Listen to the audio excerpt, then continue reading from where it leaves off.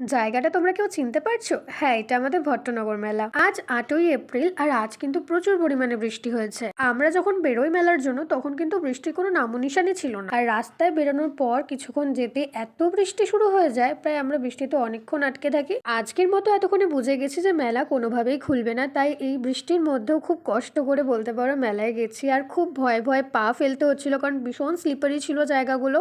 যেমন দেখছো পুরো মাঠে জল ভরে গেছে। আজ সকালে কিন্তু পাম্পের সাহায্যে জল বার করে মাঠটা পুরোপুরি ঠিক করা হয়েছিল, কিন্তু আবার সন্ধ্যেবেলা বৃষ্টির কারণে যেইকে সেই অবস্থা। এর থেকে বেশি আমরা এগোতে পারিনি। এখান থেকে পুরো বোঝা যাচ্ছে যে কোনো রকম কোনো দোকানপাট খোলাই হয়নি আজকের জন্য। একটা কথা ভেবে খুব খারাপ লাগছে, যারা দোকান দিয়েছে তারা তো অনেকটা টাকা ভাড়া দিয়ে দোকানগুলো দিয়েছে, কিন্তু তাদের এই কদিনে অনেকটাই লোকসান হয়ে গেছে।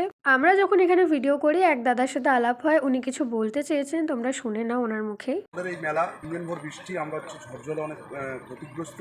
আমাদের মানে সব কিছু ভেঙে গিয়েছে, ছিঁড়ে অনেক দোকানপাট ভেঙে গিয়েছে। আগামী রবিবার অবধি তবু রাখার পরিকল্পনা চলছে এই মেলা বাসন্তী পুজো উপলক্ষে।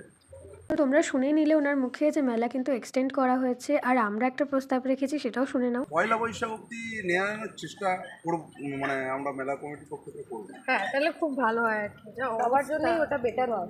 তো আমাদের মূল বক্তব্য ছিল, যখন এরকমভাবে এতটাই লোকসান হয়ে গেছে, ওনারা যদি পয়লা বৈশাখ পর্যন্ত জিনিসটা রাখেন তাহলে খুব ভালো হয়, কারণ শুক্রবার পর্যন্ত শোনা যাচ্ছে এরকম প্রাকৃতিক দুর্যোগ চলবে। তারপর ওয়েদার ঠিক হয়ে যাবে, তো তারপর ঠিক হলে কি ওনারা 2-3 দিন এক্সট্রা আরও পেয়ে যাবে। পুরোপুরি এটা মেলার কর্তৃপক্ষের ওপর ডিপেন্ড করছে, ওনারা যে ডিসিশন নেবেন একদমই ভেবেচিন্তেই নেবেন আশা করছি। তো যাই হোক, আমাদের মেলা ঘোরা তো আজকে পুরো স্পয়েল। আর গেছিলাম, আমার কিছু কাজও ছিল ভট্টনগর বাজারে, তো সেই কাজগুলো কমপ্লিট করে দেন ফুচকা খেয়ে নিয়েছি। এই বৃষ্টির ওয়েদারে কিন্তু ফুচকা খেতে খুব ভালো লাগে। দেন বাজারের কাছে একটা নতুন দোকান হয়েছে, এখান থেকে আজকে ফার্স্ট টাইম কিছু খাবার ট্রাই করব। এখানে অনেক কিছু জিনিসই ছিল, আর আমরা নিয়েছিলাম চিকেন পকোড়া। ভট্টনগর মেলা থেকে বেরিয়ে মেন রোডের ওপরে একদম এই দোকানটা, নতুন দোকান, তোমরা দেখলেই বুঝতে পারবে। আর আমার কিন্তু চিকেন পকোড়াটা খুব ভালো লেগেছিল। আদার্স বিরিয়ানি থেকে আরো অনেক কিছুই ছিল, আমরা সেভাবে কিছু খাইনি, জাস্ট চিকেন পকোড়া নিয়েছি, আর আমার পার্সোনালি ভালোই লেগেছে। পুরো ভট্টনগরের মধ্যে কিন্তু আজকে মেলা যাওয়ার দুঃসাহসটা আমি আর আমার বোনই করে ফেলেছি। আর আজকের ভিডিওটা কিন্তু খুব কষ্ট করে জাস্ট তোমাদের জন্য করেছি, তোমাদেরকে ছোট ইনফরমেশন দেওয়ার জন্য যে কি আপডেট আছে মেলার। তো দ্যাটস ইট ফর টুডে। দেখা হচ্ছে নেক্সট কোনো এক্সাইটিং ব্লগে। Bye bye.